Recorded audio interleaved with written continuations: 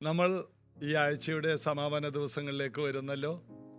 ഇന്ന് നമ്മുടെ ഉപവാസ പ്രാർത്ഥനയുടെ 6-ാം ദിവസമാണ്. ഇന്നത്തോടെ ഉപവാസ പ്രാർത്ഥന ഇവിടെ അവസാനിക്കുകയാണ്. ഒരു ഉച്ചയോടെ ഉപവാസ പ്രാർത്ഥന പൂർത്തിയാകും.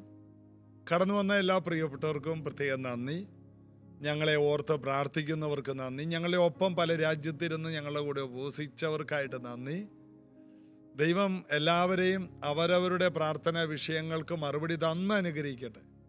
അത് ഞങ്ങളുടെ ആഗ്രഹമാണ്. ജീസസ് എവരി ഡേയിലൂടെ ആയിരക്കണക്കിന് കുടുംബങ്ങൾക്ക് വിടുതലുകൾ ഉണ്ടാകണമെന്നുള്ളത് ഞങ്ങളുടെ വലിയ സ്വപ്നമാണ്. നിങ്ങളുടെ അവസ്ഥകളെല്ലാം മാറും. കർത്താവ് നിങ്ങളെ ഉയർത്തും. കർത്താവിൻ്റെ കൃപയുടെ കൈകളിൽ നമുക്കിരിക്കാം. യേശു ആഗ്രഹിച്ചൊന്ന് യെരുശലേമിനെ നോക്കി പറഞ്ഞു, യെരുശലേമേ യെരുശലേമേ, കോഴി തൻ്റെ കുഞ്ഞുങ്ങളെ ചിറകിൻ കീഴെ കാക്കുന്ന പോലെ കാക്കാൻ എനിക്ക് പലവട്ടം മനസ്സാണ്. അപ്പോൾ അതാണ് കർത്താവിൻ്റെ മനസ്സ്. കോഴിയുടെ കീഴെ കുഞ്ഞുങ്ങൾ സുരക്ഷിതമായി ഇരിക്കുന്ന പോലെ നമ്മളെ കാക്കുന്നതാണ് കർത്താവിൻ്റെ മനസ്സ്. ആ ചിറകിൻ്റെ കീഴെ വന്ന് കയറിയവർക്കായിട്ട് സ്തോത്രം. നിങ്ങളെയെല്ലാം കർത്താവ് ബലപ്പെടുത്തും. കർത്താവിൻ്റെ വലിയ അനുഗ്രഹങ്ങൾ നിങ്ങൾ ഇനിയും കാണും. അപ്പോൾ ഇന്ന് നമുക്ക് ലഭിച്ച ഈ ദിവസം കർത്താവിനോട് വളരെ വളരെ നമ്മൾ നന്ദി പറയണം. നമുക്ക് ചില ദിവസങ്ങൾ ഫാസ്റ്റിംഗ് ഇരിക്കാൻ പലർക്കും കൃപ തന്നു. ഇനിയും നമ്മുടെ ചർച്ചിൻ്റെ പ്രയറുകളെല്ലാം നിങ്ങളെ അറിയിക്കും. അവധിക്കാലത്ത് കുഞ്ഞുങ്ങൾക്ക് വേണ്ടി പലരും എന്നോട് ചോദിച്ചു, VBS ആണോ, എന്താ നടക്കുന്നത്? VBS എന്ന പേരിലൊന്നും നടത്താറില്ല. എന്നാൽ ജീസസ് ക്യാമ്പ് എന്ന ഒരു ക്യാമ്പുണ്ട്. അത് കുട്ടികൾക്ക് അവരുടെ വിദ്യാഭ്യാസപരമായും അവരുടെ താലന്ത് പരമായും ആത്മീയ ജീവിതത്തിന് വേണ്ടതെല്ലാം അതിനകത്ത് ഉൾപ്പെടുത്തുന്ന ഒന്നാണ്. യേശുവിനെ പോലെ ശക്തിയുള്ള ഒരു ജനറേഷൻ എഴുന്നേറ്റ് വരണം. യേശു ആയിട്ട് ഒരു എൻകൗണ്ടറുള്ള, അടുത്ത ബന്ധമുള്ള ഒരു തലമുറ എഴുന്നേറ്റ് വരണം. അങ്ങനെ മാറ്റങ്ങൾ ലഭിച്ച ഒത്തിരി കുട്ടികൾ ഞങ്ങളോടുകൂടെ ഉണ്ട്.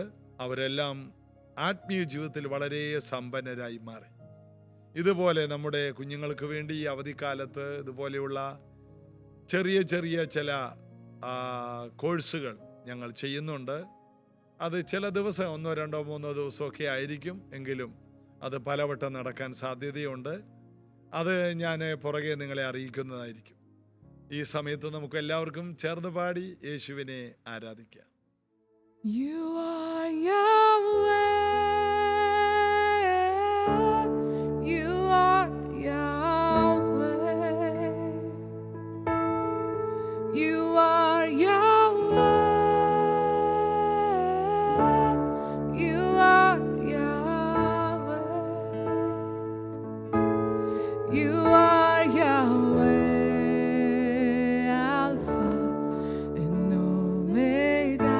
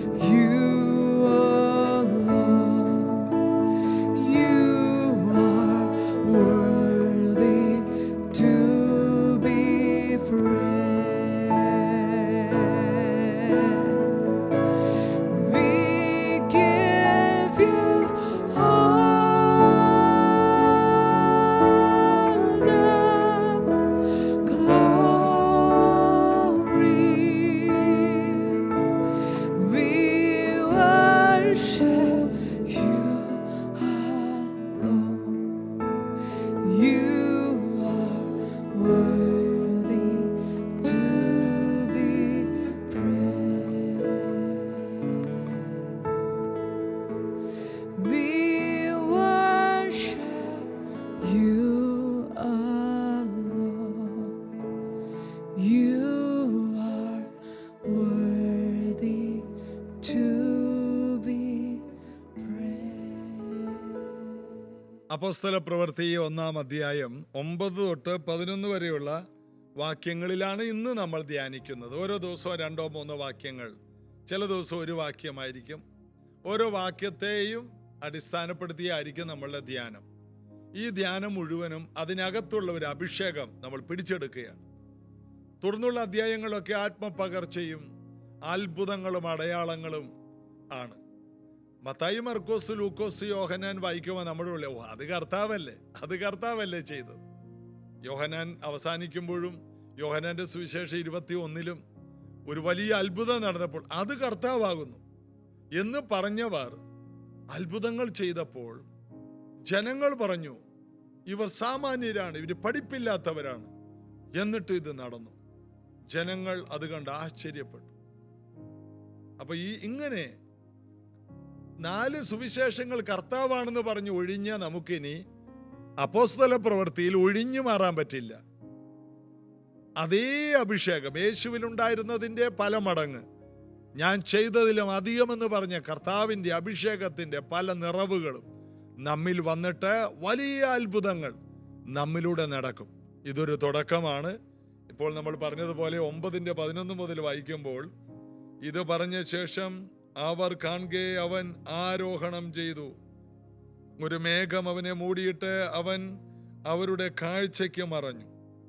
അവൻ പോകുന്നേരം അവർ ആകാശത്തിലേക്ക് ഉറ്റു നോക്കുമ്പോൾ വെള്ളവസ്ത്രം ധരിച്ച 2 പുരുഷന്മാർ അവരുടെ അടുക്കൽ നിന്നു. ഗലീല പുരുഷന്മാരെ, നിങ്ങൾ ആകാശത്തേക്ക് നോക്കി നിൽക്കുന്നത് എന്ത്?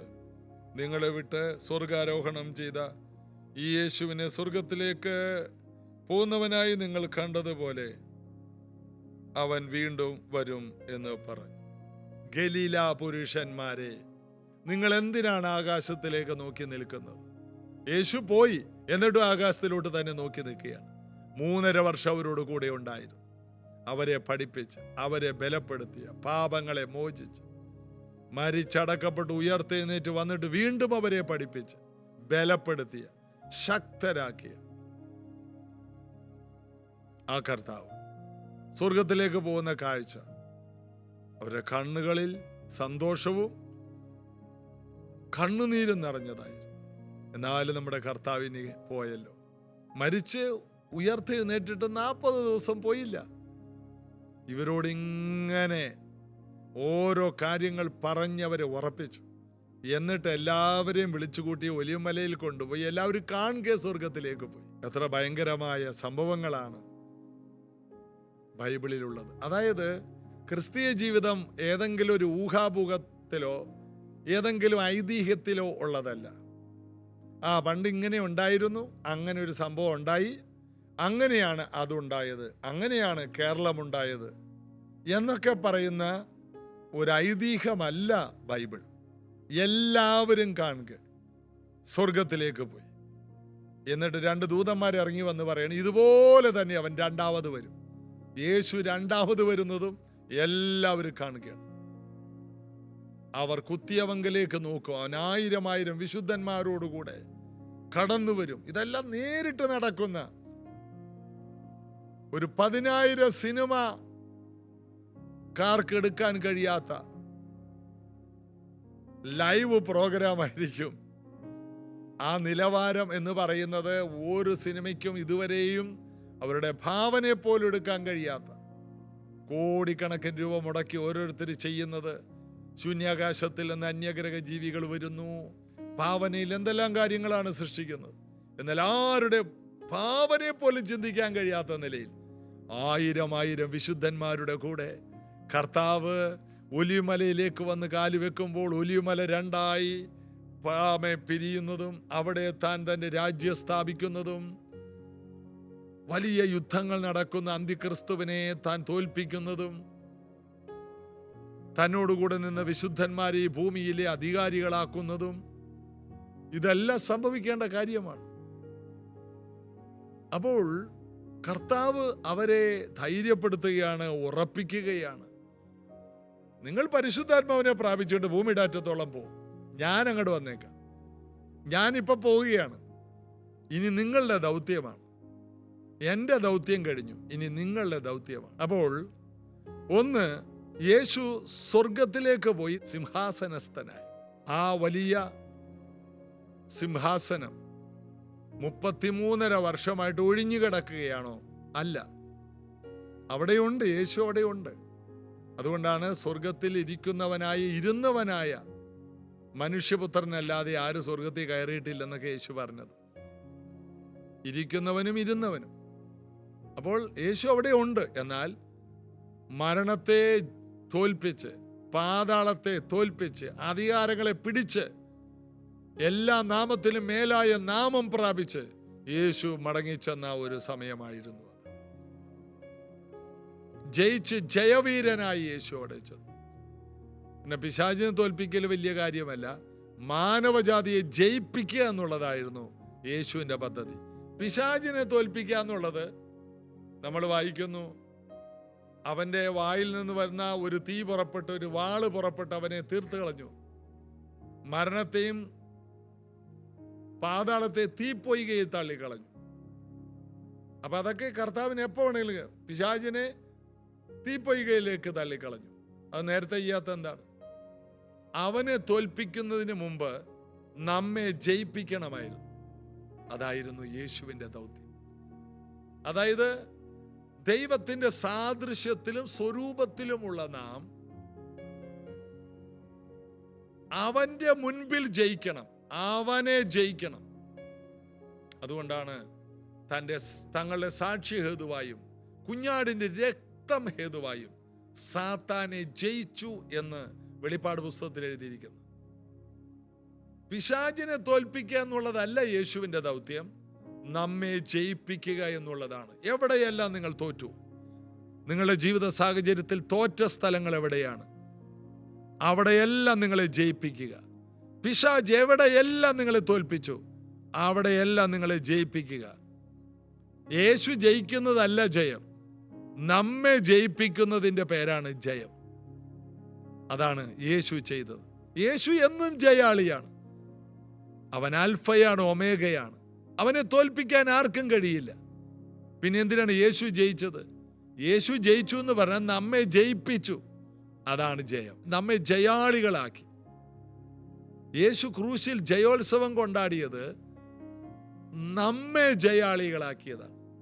പാപത്തിൽ നിന്ന്, രോഗത്തിൽ നിന്ന്, ശാപത്തിൽ നിന്ന്, നിരാശയിൽ നിന്ന്, മരണത്തിൽ നിന്ന്, അനർത്ഥത്തിൽ നിന്ന്, എല്ലാ പ്രശ്നത്തിൽ നിന്നും നമുക്ക് ജയിച്ചു പുറത്തു വരാൻ കഴിയുമെന്ന് യേശു ക്രിസ്തു തന്റെ ക്രൂശ് മരണത്തിലൂടെ നമുക്ക് വേണ്ടി അത് സാധ്യമാക്കി തന്നു. അതാണ് കർത്താവ് നമുക്ക് വേണ്ടി ചെയ്ത ഏറ്റവും വലിയ കാര്യം. അപ്പൊ യേശു സ്വർഗത്തിലേക്ക് പോയി സിംഹാസനസ്ഥനായി അവിടെ ഇരിക്കുമ്പോൾ തന്റെ ദൗത്യം പൂർത്തിയായി. ഇനി എന്താണ് രണ്ടാമത്തെ കാര്യം? ശിഷ്യന്മാർക്ക് ആ ദൗത്യം നൽകി. ഇനി ജയിച്ചവർ ഈ ദൗത്യം കൊണ്ടുപോകണം. തോൽപ്പിക്കാൻ നോക്കുന്നവനെ തോൽപ്പിക്കണം. അതുകൊണ്ടാണ് റോമാലേഖന ഒടുവിലത്തെ അധ്യായത്തിൽ സമാധാനത്തിന്റെ ദൈവമോ സാത്താനെ വേഗത്തിൽ നിങ്ങളുടെ കാലിന്റെ കീഴെ മെതിച്ചു കളയും. നിങ്ങളെ തോൽപ്പിക്കാൻ അവൻ വന്നാൽ അവനെ നിങ്ങൾ നിങ്ങളുടെ കാലിന്റെ കീഴെ മെതിക്കണം.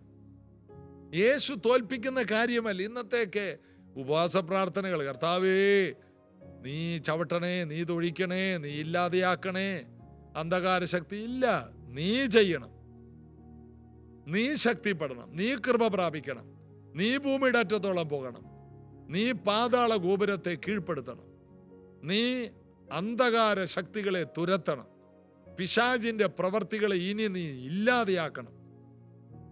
ഇത് നിന്റെ മേലുള്ള ദൗത്യമാണ്. ഇനി ഇരുന്നൂടെ കർത്താവേ സഹായിക്കണേ, ഒരു സഹായവും ഇല്ല ഇനി സ്വർഗത്തിൽ നിന്ന്. നീ ജനത്തെ സഹായിക്കണം, നീ ജനത്തെ വിടുവിക്കണം, ദൗത്യം പൂർത്തിയാക്കണം. ഇന്നത് കേൾക്കുന്ന പലരുടെയും അകത്തളത്തിൽ ഇങ്ങനെ ഒരു വെളിപ്പാടുണ്ടാകട്ടെ. പ്രാർത്ഥിച്ചിട്ട് വിടുതലില്ല. അതുകൊണ്ട് കൃപയുള്ളൊരു പാസ്റ്റർ എങ്ങാണ്ടും ഉണ്ട്, അദ്ദേഹത്തെ കൊണ്ടുവന്ന് വീട്ടിൽ 3 ദിവസത്തെ പ്രാർത്ഥന വേണ്ട. അതുകൊണ്ട് നിനക്ക് ഒരു ഗുണവുമില്ല. അങ്ങർക്ക് ചില ഗുണമുണ്ട്, 3 നേരം കഴിക്കാം, പോകുമ്പോൾ ഒരു സ്തോത്ര കാഴ്ച കിട്ടും. നിനക്ക് 5 കാശിന്റെ ഗുണമില്ല. നീ ജയിക്കണം, നീ തോൽപ്പിക്കണം. ജയിച്ച 2-3 നേരെ വിളിച്ച് അവരെ കൊണ്ട് നീ നിന്റെ സാഹചര്യങ്ങളെ തോൽപ്പിക്കരുത്, നീ തന്നെ നിന്റെ സാഹചര്യത്തെ തോൽപ്പിക്കണം. ദാവീദിനെ ദൈവം വിളിച്ചു. അവൻ വളരെ ചെറുപ്പമായിരുന്നു. അവനൊരു ജയം കൊടുത്തു ഗോലിയാത്തിന്റെ മുമ്പിൽ. പിന്നെ മുഴുവൻ അവന് പ്രതിബന്ധങ്ങളായിരുന്നു. എന്താണ്?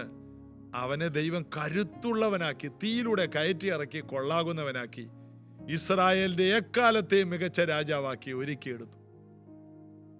ശലോമോൻ രാജാവാകുമ്പോൾ പറയുന്ന ഒരു പ്രാർത്ഥനയിൽ, കർത്താവേ, എൻ്റെ അപ്പൻ ഭയങ്കര കഴിവും പ്രാപ്തിയുള്ളവനായിരുന്നു, എനിക്ക് അങ്ങനെയൊന്നും ഇല്ല. ആ നിലയിലേക്ക് ദാവീദിനെ ദൈവം പണിതെടുത്തു. ദൈവത്തിന്റെ ഹൃദയപ്രകാരമുള്ള ഒരു മനുഷ്യനായിരുന്നു. അവൻ കടന്നുപോയ പ്രശ്നങ്ങളെല്ലാം അവനെ കൊള്ളാകുന്നവനാക്കി മാറ്റി. ഒരു വലിയ ദൗത്യം ഏറ്റെടുക്കാൻ നമ്മൾക്ക് ഒത്തിരി ടെസ്റ്റുകൾ ഉണ്ടാകും. അതെല്ലാം പാസ്സാകുമ്പോൾ നമുക്ക് ആ ദൗത്യങ്ങൾ നിറവേറ്റുവാൻ ശക്തിയുണ്ടാകും. യേശു സഹിച്ചതുപോലെ തന്നെ നാമും അനേക പരീക്ഷകളിലൂടെ കടന്നു. അതിനെല്ലാം നാം ഓവർകം ചെയ്യും. ഇന്നുള്ള എല്ലാ പ്രശ്നങ്ങളും മാറും. അടുത്ത പ്രശ്നം അതിനെ നേരിടണം. അത് കഴിയുമ്പോഴോ തീർന്നില്ല, അടുത്ത പ്രശ്നങ്ങളുണ്ടാകും. ഈ ലോകത്തിൽ കഷ്ടമുണ്ടെങ്കിൽ ധൈര്യപ്പെടും, ഞാൻ ലോകത്തെ ജയിച്ചു എന്ന് പറഞ്ഞ കർത്താവ് പറയണം, ഞാൻ ജയിച്ചു, പിന്നെ നിങ്ങൾ സുഖമായിട്ട് ജയിക്കും. ആദ്യത്തെ ഒരാൾ ജയിക്കാനാ പാട്, പിന്നെ പുറകെ വരുന്നവർക്കെല്ലാം ജയം ഉറപ്പാണ്. 3-ാമത്തെ കാര്യം, യേശു മടങ്ങി വരും. 1-ാമത്തെ കാര്യം, യേശു സിംഹാസനസ്ഥനായി. 2-ാമത്തെ കാര്യം, ശിഷ്യന്മാർക്ക് ദൗത്യം കൊടുത്തു. 3-ാമത്തെ കാര്യം, യേശു മടങ്ങി വരും, നിശ്ചയം മടങ്ങി വരും. അത് ദൂതന്മാര് പ്രഖ്യാപിച്ചു. മടങ്ങി വരവ് നമുക്ക് കാണാൻ കഴിയും. യേശു ആകാശത്തിലെ ലക്ഷണങ്ങളെല്ലാം പറഞ്ഞു. ഇതുപോലെ മിന്നല് പോലെ കർത്താവ് പ്രത്യക്ഷനാവും. ആകാശം മുഴുവനും വലിയ പ്രകാശങ്ങളും എല്ലാം ഉണ്ട്. അതുപോലെയൊക്കെ ഞാൻ വരും. ഞാൻ വരുമ്പോൾ വലിയ ആഘോഷത്തോടെ ഞാൻ വരും. ഞാൻ വരുന്നത് അറിയിച്ചാണ്. ഞാൻ പോയത് ആരും അറിഞ്ഞില്ല, കുറച്ച് ഗലീലക്കാരെ അറിഞ്ഞുള്ളൂ. ഞാൻ വരുന്നത് സകല കണ്ണുകളും എന്നെ കുത്തി തുളച്ചു നോക്കും. അങ്ങനെ എഴുതിയിരിക്കുന്നു. എല്ലാവരും അറിയും. 4 ആൾ അറിഞ്ഞ് നമ്മുടെ കർത്താവ് വരും. കള്ളനെ പോലെ വരുമെന്ന് പറയുന്നത് രാത്രി ഒറ്റക്ക് വരുമെന്നൊന്നുമല്ല, എപ്പോ വരുമെന്ന് അറിയില്ല. ആ അർത്ഥം പറയാൻ വേണ്ടിയാണ് കള്ളനെ പോലെ വരുന്നത്. കർത്താവ് വരുന്നത് എല്ലാവരും അറിയും. നാം മധ്യാകാശത്തിൽ എടുക്കപ്പെടുമ്പോഴും എല്ലാവരും അറിയും. പിന്നെ 7 വർഷം കഴിഞ്ഞ് കർത്താവ് നമ്മൾ കൂടി ഒരുമിച്ച് വരുന്നതും എല്ലാവരും അറിയും. ഇങ്ങനെ ഭയങ്കരമായ സംഭവങ്ങൾ ഇനി കാണാൻ പോകുന്നേ ഉള്ളൂ. കാണാൻ പോകുന്ന പൂരം പറഞ്ഞറിയിക്കണം. ഇത് വരാൻ പോകുന്ന സംഭവം. ഇതിനകത്ത് എല്ലാവരും ഉൾപ്പെടണം. യേശുവിനെ സ്വീകരിക്കാത്ത, കർത്താവിനെ രക്ഷകനായി സ്വീകരിക്കാത്ത എല്ലാവരും, യേശുവേ, ഞാനൊരു പാപിയാണ്, എൻ്റെ ഉള്ളിലേക്ക് വരണമേ, എൻ്റെ എല്ലാ പാപങ്ങളും ക്ഷമിക്കണേ എന്ന് പറഞ്ഞ് യേശുവിനെ ഹൃദയം കൊണ്ട് വിശ്വസിച്ച് വാ കൊണ്ട് ഏറ്റുപറഞ്ഞ് ദൈവമക്കളായി തീരണം. അങ്ങനെ ഈ വലിയ ദൗത്യം ഈ ഭൂമിയിൽ പൂർത്തിയാകും. എല്ലായിടത്തും എല്ലാവരും മാനസാന്തരപ്പെടണം. അതിനുള്ള എല്ലാ കൃപയും കർത്താവ് നമുക്ക് തരട്ടെ. പ്രാർത്ഥിക്കാം. യേശുവിൻ്റെ നാമത്തിൽ എല്ലായിടത്തും പോയി ഈ വലിയ ദൗത്യം പൂർത്തിയാക്കാൻ ഈ മക്കളുടെ മേൽ വലിയ അഭിഷേകമുണ്ടാകട്ടെ.